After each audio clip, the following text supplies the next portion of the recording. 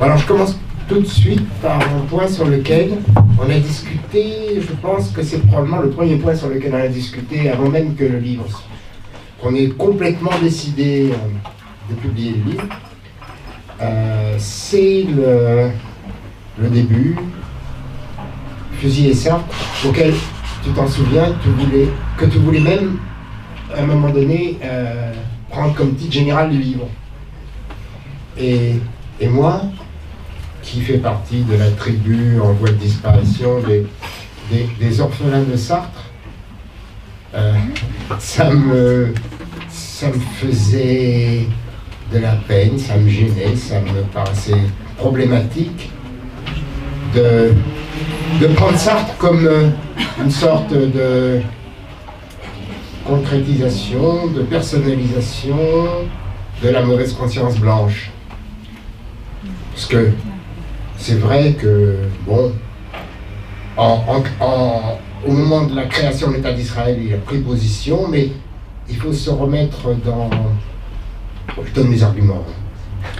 Il faut se remettre dans la situation, dans le contexte historique de cette époque où, vraiment, il y avait un consensus quasi général pour dire que ces réfugiés des camps de concentration, on ne pouvait pas les laisser errer de camp en camp dans toute l'Europe et qu'il fallait leur donner un territoire à eux. Donc ça, c'était vraiment très fort. Et puis à la fin de sa vie, bon, Sartre, c'est vrai, mais on peut dire, si on veut le défendre, qu'il était fatigué, qu'il était malade, qu'il était très mal entouré par Benny Lévy, par Claude Lanzmann, et qu'il s'est fait chambrer à cette époque pour devenir un vrai défenseur de l'État d'Israël. Mais que, d'abord, en l'opposant à Genet, ce qui est assez justifié, c'est un peu méconnaître quand même le lien qui unissait ces deux personnages. Parce que Sartre a énormément fait pour que le personnage Genet soit accepté après la guerre. Son livre Saint-Genet, comédien et martyr, gros livre, avec l'autorité qu'il avait à ce moment-là, ça a déblayé le terrain pour Genet. Bref, voilà. Mais bon, je pense que je me suis laissé convaincre et je crois qu'au fond tu as raison. Est-ce que tu peux développer un peu sur Sartre, comme prototype de la mauvaise conscience de la gauche? Bonsoir. Et merci d'être là. Ah, peut-être avant, quelques remerciements quand même. Si. Quelques remerciements parce que j'avoue que lors de l'écriture de ce texte, je n'ai pas pensé réellement pouvoir trouver un débouché. C'est-à-dire que je pensais qu'il allait pouvoir être édité. Vu la connaissance que j'ai du monde éditorial français, du monde politique français, j'ai pensé que probablement il n'aurait pas sa place. Donc j'ai trouvé un éditeur et je vous remercie. Je remercie également Hussein qui nous accueille ce soir.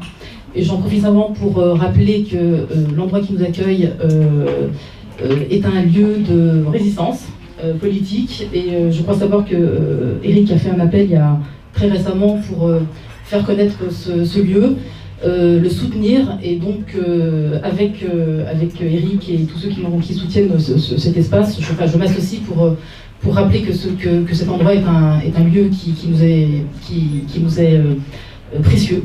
Et ce qui signifie que vous qui êtes là, au moins au minimum, il faudrait au moins consommer.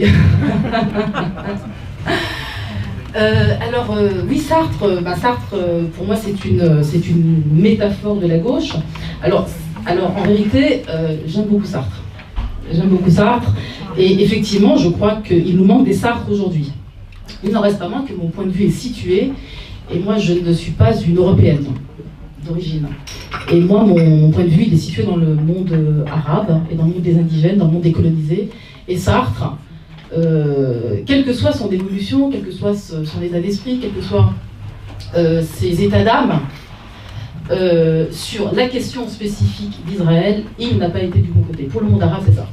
Et moi, ce que je souhaite valoriser aujourd'hui et maintenant, c'est la position des colonisés. Alors, on peut parler de toutes ces contradictions, moi j'ai pas de problème avec ça. Simplement, ce que je veux dire de manière forte, c'est la position des colonisés. C'est ça. Sartre, pour nous, de ce point de vue-là, a été un traître. Voilà. Et la question d'Israël dans ce livre n'est pas une question absolument fondamentale. Simplement que j'ai pris Sartre comme figure symbolique d'une dimension de la pensée française. C'est une figure, c'est une grande figure, c'est une figure majeure, et je voulais la mettre en regard à la figure de Camus, qui, pour le monde décolonisé, en particulier pour les Algériens, est une figure négative, mais alors très appréciée en France dans le milieu de la social-démocratie, mais pour l'Algérie a fait le procès de Sartre, de Camus depuis très longtemps. Mais même ça, même la figure de Sartre continue d'être encore positive en France. Donc pour moi, il s'agissait déjà de poursuivre la condamnation algérienne de Camus, de dire notre problème avec Sartre et de valoriser celui qui, pour nous, est la figure positive de l'anticolonialisme. Donc en l'occurrence Jean Genet, dont par ailleurs il y aurait beaucoup à dire. En tout cas, moi ça me paraissait important de mettre en concurrence, en quelque sorte, ces trois grandes figures qui disent quelque chose de la pensée française, des idéologies françaises, des idéologies coloniales et anticoloniales, et qui disent à la fois l'existence d'une pensée coloniale, d'une pensée, alors en la figure de Camus, d'une pensée qui se cherche et qui ne se trouve pas chez Sartre, et dans une pensée qui se trouve, et qui est celle à laquelle nous on souhaite se rapprocher, mais qui est en plus une pensée française, donc une pensée blanche, ce qui signifie que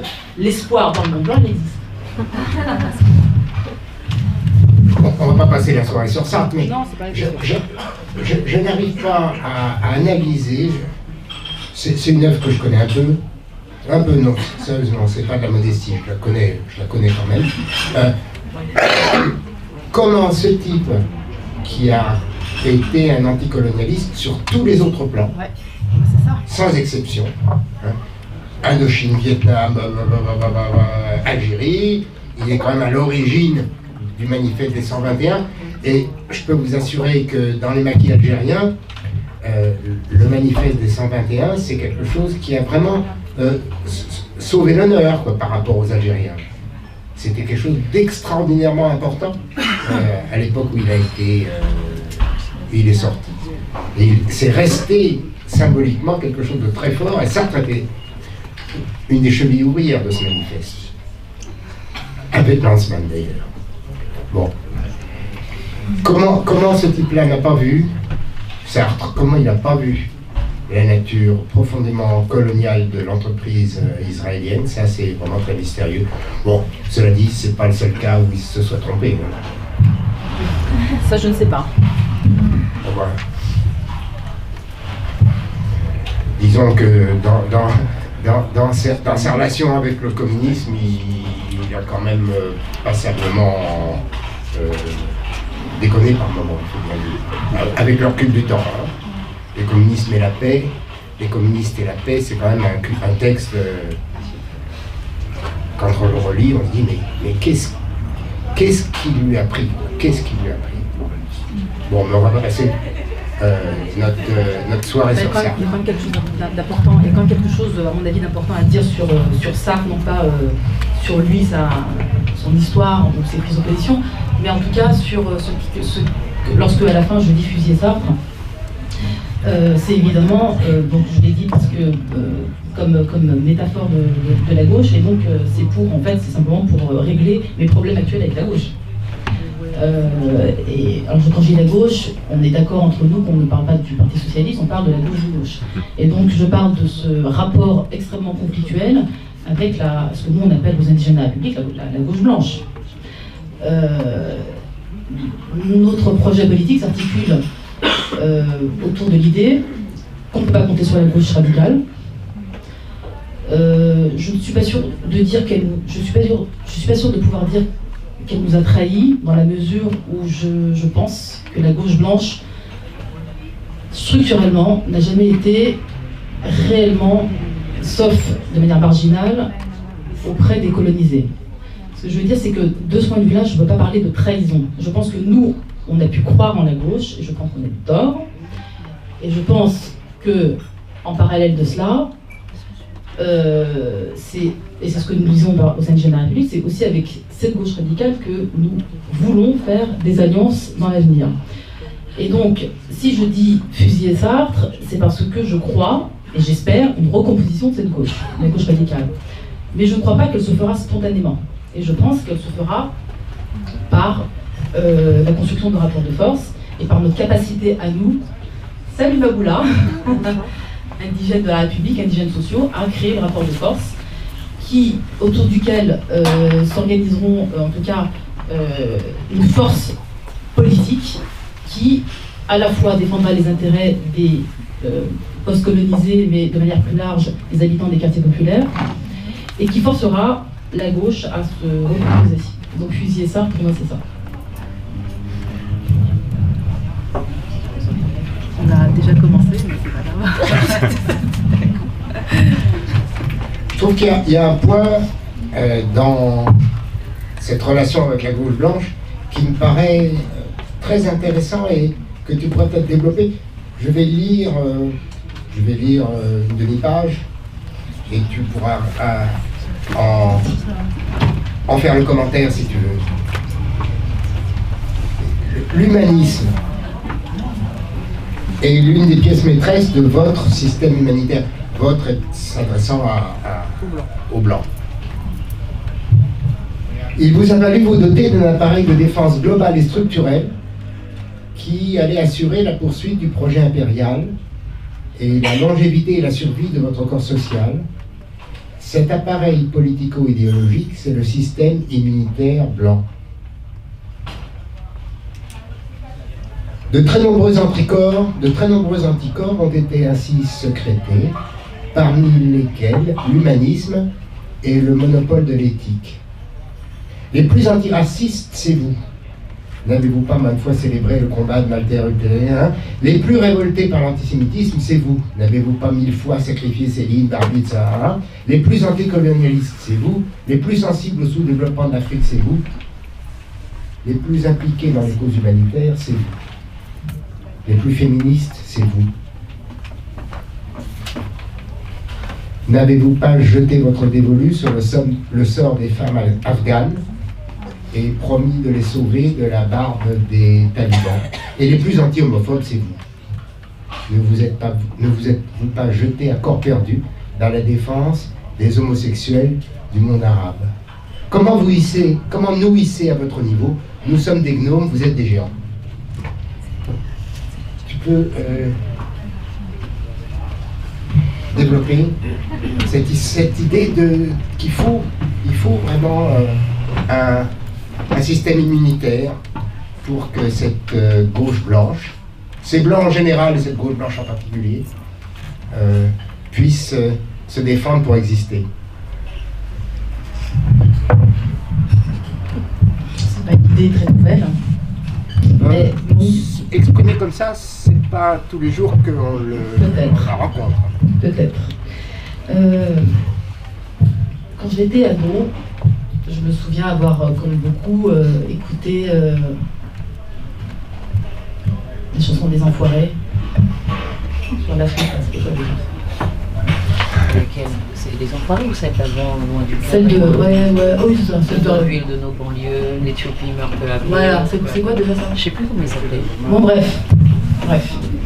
Loin du cœur et loin des yeux. Loin du cœur et loin des yeux. L'Éthiopie meurt peu à peu. Voilà.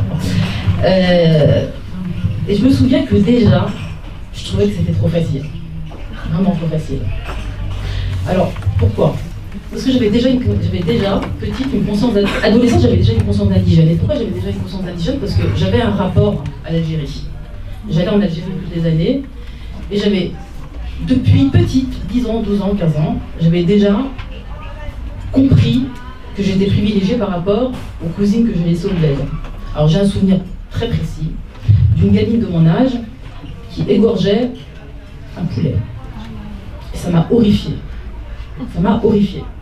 Et moi j'étais l'équivalent d'une bobo. Alors je la vois, je suis vraiment horrifiée et je me dis, voilà ce à quoi j'ai échappé. Mais ça, j'ai 10 ans quand je me dis ça. Vous voyez ? Alors cette conscience-là, je ne sais pas pourquoi, mais je me la traîne. Voilà. Je sais qu'il y a un grand différentiel entre moi, qui ai eu la chance de venir en France, grâce à mon père, et ceux qu'on a laissés derrière nous. Et ce différentiel, il existe toujours, évidemment. Et puis alors, quand je voyais ces chanteurs, cette bonne conscience s'étaler à la télé, elle me dégoûtait profondément. Voilà. Et évidemment, bon, ça ne dit pas le tout de la société française, ça ne dit pas tout des rapports sociaux, ça ne dit pas tout de la gauche radicale dont je parlais, d'ailleurs, qui est sans doute la moins, la plus claire sur ces questions-là. Je veux dire, c'est pas, je veux pas aplanir le débat, je veux pas le caricaturer, mais en tout cas, ce qui ressortait, c'était cette manière, cette espèce de bonne conscience qui s'étalait, qui faisait la publicité d'elle-même. Moi, j'avais bien conscience des rapports Nord-Sud, et je me disais, voilà, c'est trop facile, c'est beaucoup trop facile, et ils s'en sortent en faisant la publicité de leur propre, d'eux-mêmes, de leur, voilà, ils sont chouettes, ils sont sympas, ils sont humanistes, ils ont, voilà, et ça, c'est quelque chose qui est en moi, bon, et que j'ai souhaité politiser à travers ce chapitre-là, voilà. Dire non, vous n'êtes pas ce que vous croyez être. Vous êtes des exploiteurs. Et je le suis avec vous. Point. Et ça, assumons-le tout simplement, c'est tout. Je veux dire, il ne s'agit pas de s'auto-flageller, attention, parce que je déteste aussi l'autoflagellation que je trouve insupportable. Il ne s'agit pas de moi de me lever le matin et de dire je suis une dominante, j'exploite, etc. C'est pas la question, parce que je pense qu'il faut la régler de manière politique. Et sur le plan individuel, j'ai des privilèges. Si demain mon patron me propose une augmentation, je ne dirai pas non, voyez. Mais pour autant, je pense qu'il s'agit aujourd'hui de passer à des choses sérieuses et de penser des systèmes et de faire de la politique et non pas de l'humanisme et de la morale.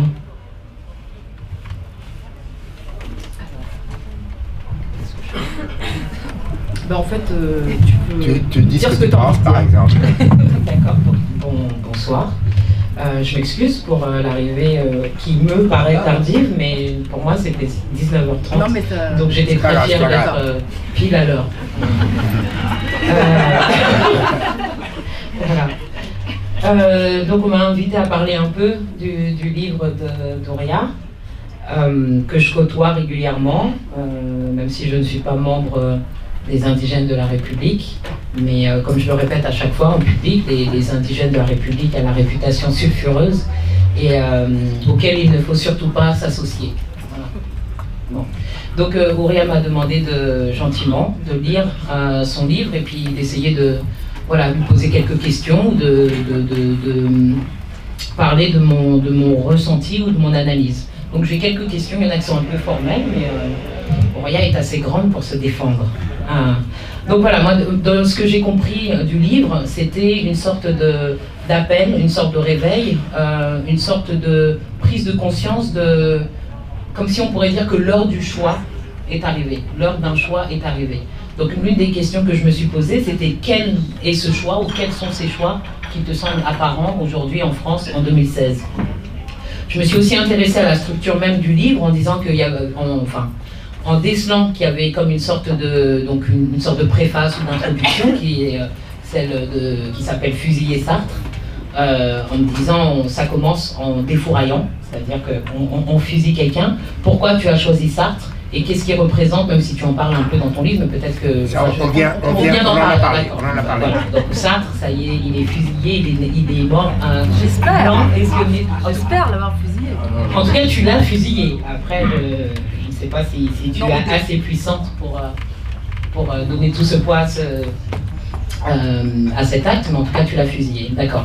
Donc, une sorte d'introduction de préface, et ensuite, à la fin, une sorte de conclusion avec Allah Akbar, qui est un peu l'argument, la thèse que tu présentes. Mais entre, il y a 4 chapitres. Donc vous les blancs, vous les juifs, nous les femmes, nous les indigènes.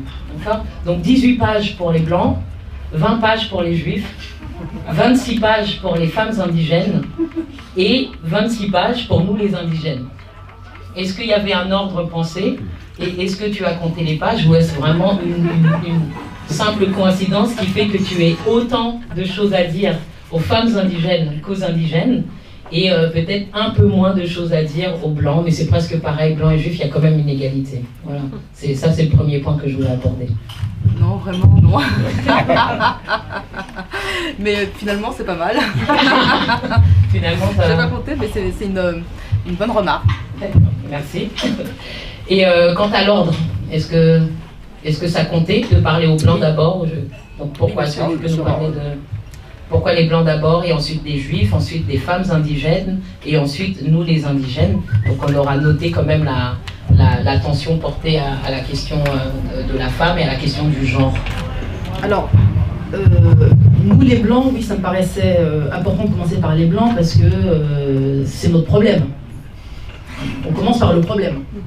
Voilà, s'il n'y a pas le problème, il n'y a pas les indigènes, donc voilà, pas de question. Il y a un problème, c'est le monde blanc, le monde occidental. Il y a un sous-problème, c'est les juifs.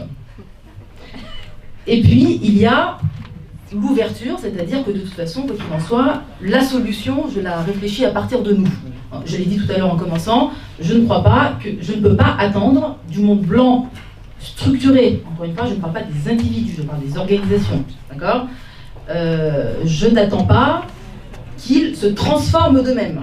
On n'a jamais vu des dominants décider de, tout seuls, spontanément, de se déchoir d'eux-mêmes. Donc évidemment, il va falloir mener une lutte. Donc je commence par le problème et je finis par une idée de la solution. Je ne dis pas qu'on l'a, je dis qu'on la propose à partir de nous-mêmes, sachant que je problématise nous-mêmes, c'est-à-dire que nous-mêmes, on est un problème. Alors on est un problème, tu disais qu'on est au moment des choix, nous, on est aussi à un moment, au moment du choix. Le moment qu'on est en train de vivre est un moment inquiétant. C'est le moins qu'on puisse dire. On a vécu une année, juste si on parle de l'année qui vient de dérouler, avec des attentats sur le territoire français. Mais on sort d'une décennie, un peu plus, 15 ans, où le monde occidental connaît des attentats à l'intérieur de ses frontières. Ça a commencé par le 11 septembre. Donc en gros, on n'est plus tranquille. Donc si j'étais cynique, je pourrais dire... Le monde peut crever, l'essentiel c'est que nous on n'est pas atteints. Bon, bah, il se trouve qu'on est atteints. Il se trouve que je ne suis pas non plus cynique, parce qu'il se trouve que le monde m'intéresse et je ne veux pas qu'on aille tuer les peuples du monde qui n'est pas occidental, bon, du monde colonisé. Donc ça c'est mon point de vue, mais si j'étais vraiment cynique, je dirais on pourrait s'en foutre. Mais on ne peut plus s'en foutre. Donc l'heure des choix est arrivée, parce qu'effectivement on ne peut plus s'en foutre, et il se trouve que ceux qui commettent les attentats sont de ma race et de la tienne. D'accord ? Donc, ça nous pose un problème à toutes les deux. Ça pose un problème aux indigènes de la République, aux indigènes sociaux, parce que, évidemment, nous avons été rendus barbares par le système, impérialiste, capitaliste, raciste, etc. Et en même temps, on nous demande à nous d'assumer ce que les djihadistes sont. D'accord ? C'est à nous d'assumer et d'endosser ce qu'ils sont. Donc évidemment, à un moment donné, on est devant un problème. Donc il faut regarder ce problème en face et voir comment on va le dépasser. Parce qu'effectivement, mon point de départ, c'est notre ensauvagement. Lorsqu'on nous dit, et lorsqu'on nous fait le procès de ne pas être assez intégré, de ne pas être assez français, j'ai tendance à penser que non seulement nous sommes trop intégrés, mais que nous sommes trop français, précisément. Si on comprend que nous sommes réellement et profondément, lorsqu'on en arrive là, à commettre ce genre d'attentat, très intégrés à un système. Voilà. Et donc moi, mon problème, donc je commence effectivement avec le premier chapitre de ce point de vue-là, pose la question à partir de ma propre responsabilité. Donc moi, je suis une criminelle, et à partir de moi, je développe donc une analyse qui amène à, voilà, qu'est-ce qu'on doit faire avec les blancs, qu'est-ce qu'on doit faire avec les juifs, qu'est-ce qu'on doit faire avec nous-mêmes. Voilà. Et tu as raison de poser la question du genre, et si tu as remarqué effectivement que le chapitre sur le genre et les femmes est un peu plus long que les autres, c'est que sûrement, il est plus compliqué à traiter. En quoi? On a un ennemi extérieur et puis on a l'ennemi de l'intérieur. C'est-à-dire qu'effectivement, on ne peut pas échapper à l'idée qu'on ne peut pas en tout cas se cacher derrière notre doigt. Il y a des violences que subissent les femmes intercommunautaires, en tout cas à l'intérieur de nos propres communautés, qui sont difficiles à traiter et qu'on ne peut pas traiter comme on peut le faire depuis les soumises, tout simplement parce que les hommes racisés, enfin les hommes qui subissent le racisme, ont eux-mêmes un genre qui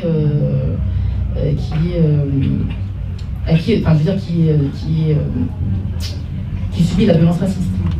Parce que, justement, pour te citer à ce sujet, je te cite, hein, tu parles, quand tu parles justement des rapports hommes-femmes à l'intérieur de ces communautés, de nos communautés, tu dis, parce que c'est moins la réalité de la domination masculine qui pose problème que sa déshumanisation.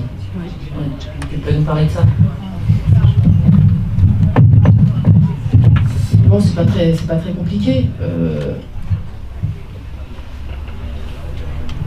C'est le fait que le sexisme des hommes de couleur n'est pas un sexisme qu'on veut expliquer socialement.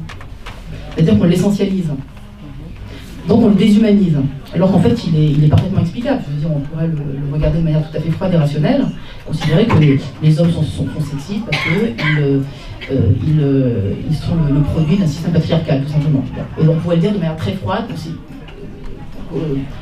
par rapport aux hommes de nos communautés. On peut aussi rajouter le fait que parce qu'en plus il y a du racisme, ils développent un virilisme sans doute un peu plus accentué. On pourrait le dire de manière parfaitement rationnelle. Or, ce n'est pas comme ça que c'est dit.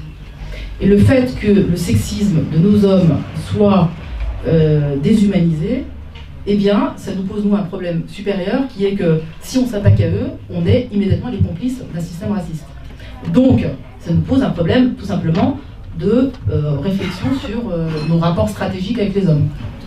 Donc, on ne peut pas être les complices du système raciste, et en même temps, on ne peut pas accepter la violence qui nous est faite par eux. Donc, voilà, ça pose problème. Qu'est-ce qui reste? Cette troisième voie, ça serait quoi? Elle est complexe. Elle n'est pas facile et je ne crois pas avoir donné une solution en tant que telle. Je pose des préalables, je dis qu'on ne peut pas se faire les complices, mais qu'il y a sûrement des discussions et des débats de fond à avoir sur la masculinité. Et c'est pour ça que je cite beaucoup Baldwin, qui est un auteur que j'adore, qui a été extrêmement fin et qui avait déjà conscience de la déshumanisation des hommes noirs à travers leur sexualité, et qui comprenait parfaitement bien qu'on ne pouvait pas penser la sexualité des hommes et la violence des hommes noirs sans penser l'Occident. Sans penser l'Occident. Et donc je suis en fait les intuitions et les pistes de Baldwin.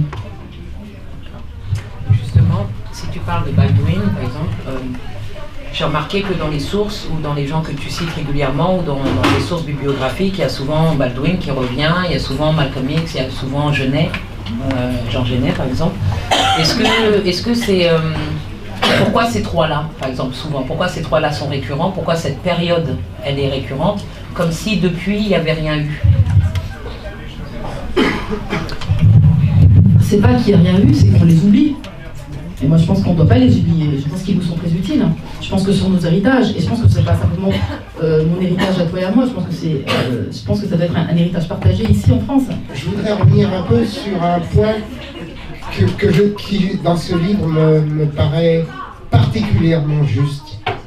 C'est le chapitre sur les Juifs.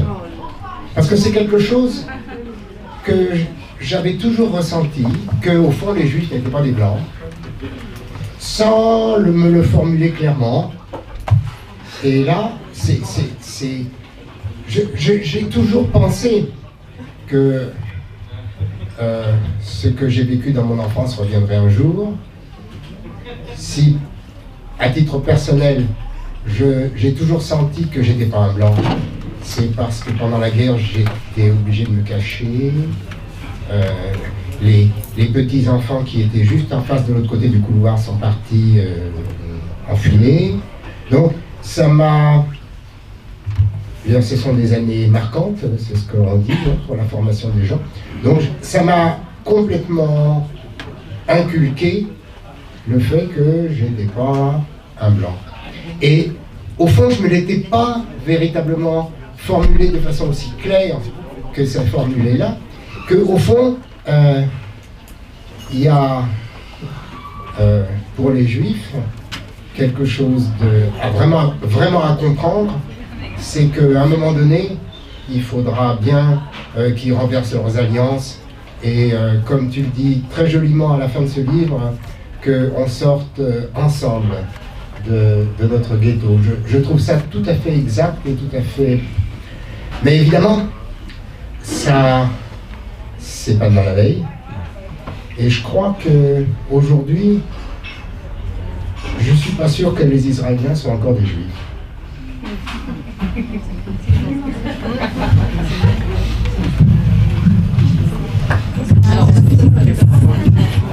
Alors là, du coup, ça m'oblige à dire quelque chose, en tout cas faire une remarque, c'est que là, du coup, tu as lu ce texte, enfin, je veux dire, ce passage, à travers ton expérience. Oui.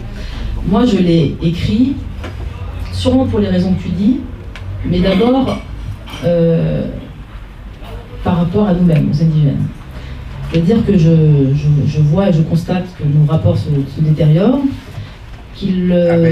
avec les indigènes et les juifs. J'en vois les conséquences dramatiques. C'est moi qui suis abîmée dans ce rapport. Et il est hors de question pour moi qu'on s'abîme davantage. Donc évidemment, l'effort sera des deux côtés. Évidemment, c'est pour ça que je m'adresse aux Juifs.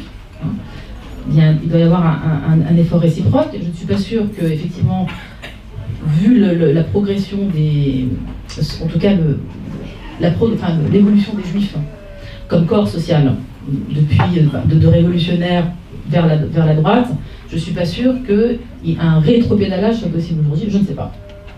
Je pense qu'il y a des possibles. J'ai l'espoir que ça puisse se faire. J'ai un certain optimisme, pas complet, mais je dis que c'est une partie qui se joue à deux. De là où je suis, effectivement, je me suis toujours reconnue dans les Juifs. J'ai toujours compris, moi, que les Juifs n'étaient pas des Blancs, évidemment. Parce que je vois leur malaise. Et je vois ce malaise qui est le nôtre, précisément. C'est-à-dire qu'il y a vraiment une communauté d'expérience qui fait que je peux parfaitement bien comprendre pourquoi un Juif est sioniste, par exemple. Je peux comprendre super blanc. Ouais, mais plus blanc que blanc. Mais oui, mais ce que je veux dire, c'est que je comprends pourquoi un Juif est sioniste, parce que j'ai sentiment, et je le dis, et j'en suis désolée, je pense que on pourrait nous offrir quelque chose qui soit équivalent au sionisme, nous, pour devenir plus blanc que blanc, et on ne le refuserait pas. Donc ce que je veux dire, c'est que c'est une évolution que je comprends, mais que pour autant, je trouve dramatique, et ce que je dis simplement, c'est que je comprends pourquoi un juif est sioniste, je comprends pourquoi un juif est révolutionnaire, je comprends pourquoi Zemmour est ultra-républicain. Je comprends pourquoi Zemmour aime la République française. Je comprends. Je sais pourquoi il dit tiens. Voilà, parce qu'il veut devenir blanc, il veut le rester. Voilà, il a peur de redevenir juif. Donc ça, je le comprends. D'accord ? Mais je le combats, évidemment. Voilà. Donc, c'est ça que j'ai essayé d'exprimer ici. Donc, à quoi ça sert pour toi de dire, une fois encore, je te cite, c'est pourquoi, je vous le dis en vous regardant droit dans les yeux, je n'irai pas à Auschwitz. Parce que c'est une soumission, c'est une injonction. Alors nous, et quand je dis nous, on organise des sorties scolaires dans les banlieues pour aller à Auschwitz, dans les camps de concentration, mais à ma connaissance, personne ne s'interroge d'emmener les enfants de toutes les écoles pour visiter, visiter des lieux de commémoration de la traite négrière ou du 17 octobre 61 ou de la colonisation. C'est-à-dire qu'en fait, c'est nous soumettre aux idéologies coloniales, en fait, que moi j'appelle coloniales, c'est-à-dire qu'en fait, nous obliger à aller à Auschwitz, c'est nous faire endosser le crime blanc. Alors ça, il en est hors de question. Donc je n'irai pas à Auschwitz. Voilà. Yeah. Alors je n'irai pas, mais évidemment, il y a toujours... je veux dire, c'est négociable. Il y a un très beau film qui remonte à une vingtaine d'années d'un metteur en scène qui s'appelle Emmanuel Finkiel. Ça s'appelait Voyage. Peut-être certains d'entre vous s'en souviennent. C'est une série de sketchs sur des rescapés d'Auschwitz ou de la Shoah en général. Et le premier sketch, c'est une femme qui n'a pas été elle, à Auschwitz, mais dont les parents, je ne me rappelle plus, mais enfin elle est tout à fait liée à cette histoire. Et ça se passe dans un autocar qui va à Auschwitz. Et elle discute avec les gens de l'autocar. Elle entend les discussions, elle ne discute pas, elle ne dit pas grand-chose. Elle entend les discussions. Et finalement, quand le car arrive à Auschwitz, elle n'y va pas, elle reste dedans.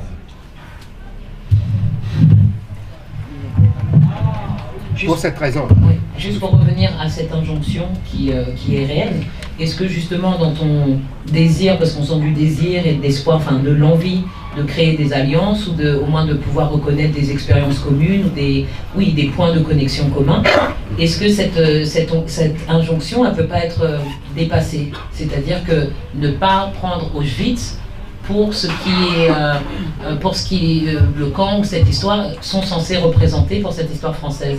Est-ce que ça, c'est pas une possibilité envisageable? Qui se traduirait par quoi? Qui se traduirait par aller à Auschwitz. Oh. Mais Auschwitz est pris en otage. Oui, oui. Auschwitz est pris en otage. Je veux dire, il n'y a aucune manière de s'en sortir. Y aller, c'est accepter une injonction. Et c'est accepter d'endosser le crime européen. Et je trouve absolument dégueulasse, indécent, d'obliger des jeunes issus d'immigration postcoloniale qui ont leur histoire, qui ont leur douleur, qui ont ont hérité de l'histoire coloniale, mais on la sous-estime profondément.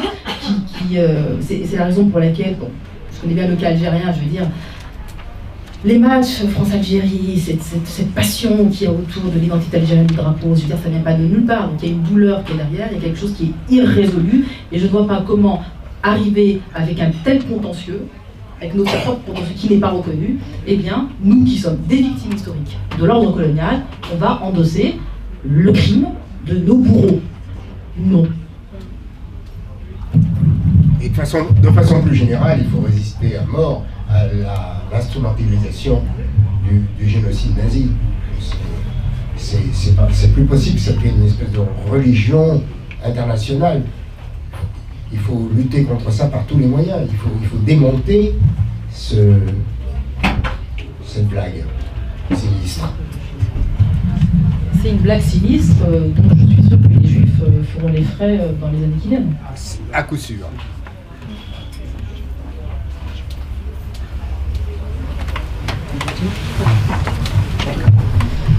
C'est bien, tu fais ton taf. Bah, on me demande du taf, je fais le taf. D'accord, pardon. Une question, peut-être, au niveau de cette... ce que tu mentionnes, c'est... je ne sais pas si vous en avez parlé avant que j'arrive, mais cet amour révolutionnaire. Il y a cet amour révolutionnaire qui apparaît plusieurs fois, qui est discuté dans ton travail. Est-ce que tu pourrais nous le définir? Parce que c'est ce que tu prônes, c'est ce que tu espères, c'est ce que tu offres, c'est ce qui pourrait résoudre peut-être les conversations, les alliances qui deviennent de plus en plus difficiles entre tous les groupes que tu mentionnes. C'est quoi concrètement l'amour révolutionnaire? Dans un langage très pragmatique et très politique, j'appelle ça la majorité des coloniales. Mais ça, il faut être pire pour savoir ce que c'est. Il faut nous avoir lu. C'est quoi la majorité coloniale? C'est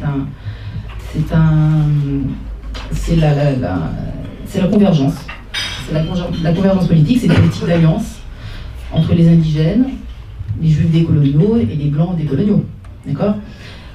Ça, c'est le vocabulaire politique. Le vocabulaire politique, c'est l'amour, la politique de l'amour révolutionnaire. Donc, dans la formule politique de l'amour révolutionnaire, il y a politique, il y a amour et il y a révolution. Alors, amour, ceux qui me connaissent, ça fait un peu bizarre.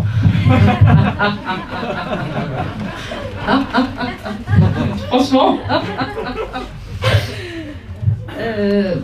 C'est que je trouve qu'on vit une période qui fait peur. Je veux dire, qui est à la fois qui est inquiétante, qui est terne. On fait la gueule, on se regarde en chien de faïence. Je veux dire, on s'en l'est dit, on est moche. Bon, il n'y a pas d'espoir. Ou que tu tournes la tête, je veux dire nous, on essaie de trouver, où respirer, on ne trouve pas.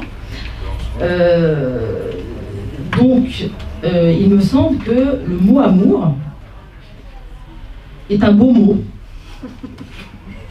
Je pense que c'est bien de remplacer cette grisaille par l'amour, par se dire que notre rencontre, elle est possible.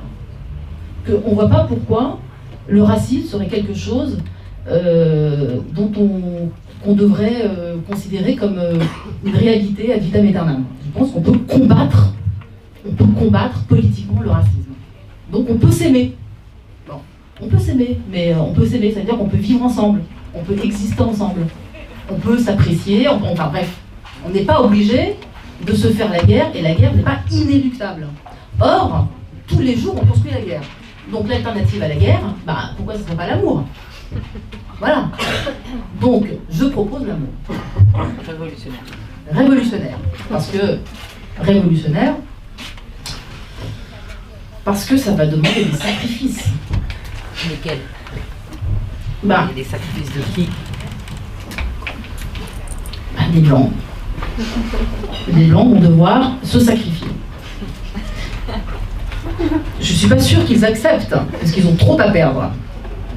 D'accord? Mais on est à un moment, encore une fois, on revient au contexte politique dans lequel on est, qui est que les attentats sont chez nous. Alors, on ne va plus vivre tranquillement, on ne va plus vivre en paix. Donc la question c'est, est-ce qu'on veut la paix ou on ne veut pas la paix? Si on veut la paix, quelles sont les conditions de la paix? Alors, il y a ceux qui disent qu'il faut faire la guerre à l'islam. Je ne crois pas que ce soit la bonne solution. Ou aux musulmans, je ne crois pas que ce soit la bonne solution. Je crois qu'une condition de la paix, c'est cesser les guerres impérialistes. C'est mettre fin à la France-Afrique. C'est mettre fin à ce système barbare qui s'appelle, que l'on appelle la contre-révolution coloniale. C'est les rapports nord-sud, c'est les accords, les rapports de domination qui avilissent une grande partie de l'humanité. Et on ne peut pas voilà, continuer comme ça. Donc, révolution, ça signifie mettre fin à la centralité de l'Occident.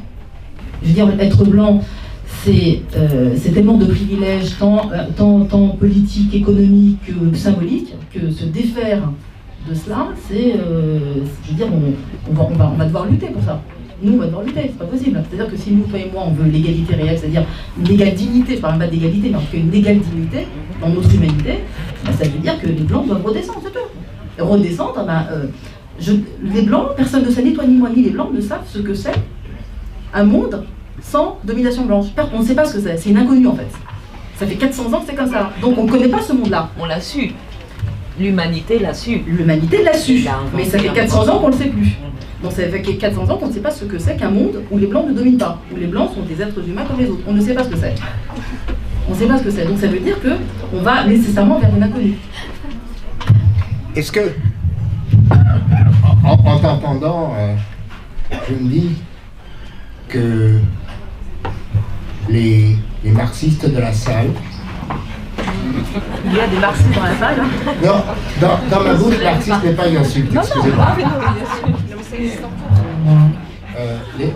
Les marxistes de la salle doivent pas être aussi convaincus parce que pour eux, privilège des Blancs,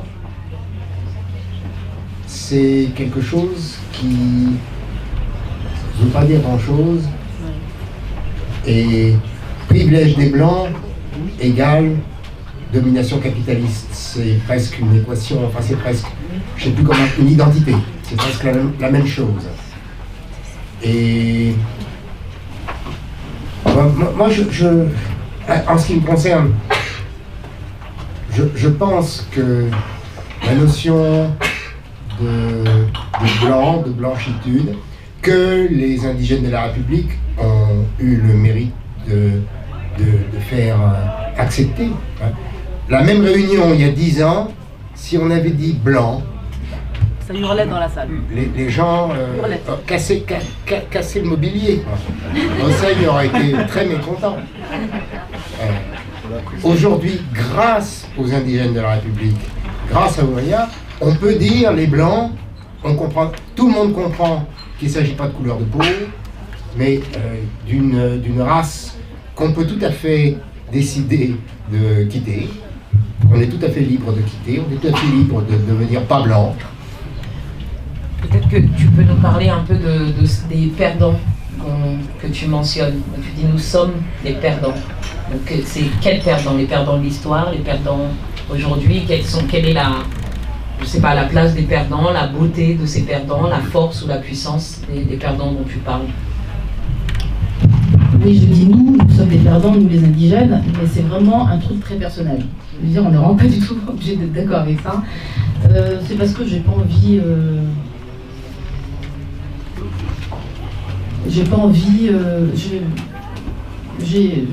mon regard est un regard froid et assez lucide sur notre histoire. Quand on vient de l'histoire coloniale et quand on vient de l'histoire de l'immigration, on a une histoire dure. Et on a beaucoup perdu.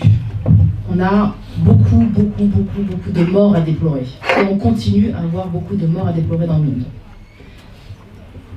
Je me sens en grande intimité avec le tiers-monde. Et le Congo, la Syrie, l'Irak, il n'y a pas de mots. J'ai pas de mots pour dire la tragédie que c'est, le crime que c'est. J'ai pas de mots, d'accord? Et je vais pas regarder, je vais pas être spectatrice de ça. Et en France, on pourrait dire les crimes policiers. Je vais pas être spectatrice de ça et dire ouais super, non, on est des perdants. Non, pour moi on est des perdants. Mais perdants, c'est un regard un peu dur que je porte sur nous-mêmes, mais on est des perdants qui résistons. On est des perdants qui ne baissons pas la tête. On est des perdants qui avons une histoire. On est des perdants qui en plus sommes aussi une lueur d'espoir pour la société. Moi je pense que s'il y a un espoir, il est aujourd'hui en banlieue. Pour moi c'est là qu'il est. S'il y a un espoir, il est là, il n'est pas ailleurs. C'est avec la banlieue qu'il faudra faire. Soit on l'abandonne, soit on est avec. Nous on est avec. Pour moi c'est là-bas que ça se passe. Ça se passe là-bas, mais ça se passe surtout et avant tout dans les pays qui continuent de subir les menées impérialistes. Donc nous sommes des perdants. On peut avoir un autre regard sur nous-mêmes. On peut dire tout à fait le contraire de ça. On peut au contraire positiver ce que nous sommes. Moi, j'ai un regard plus ambivalent et plus triste. Merci Ouria. Merci.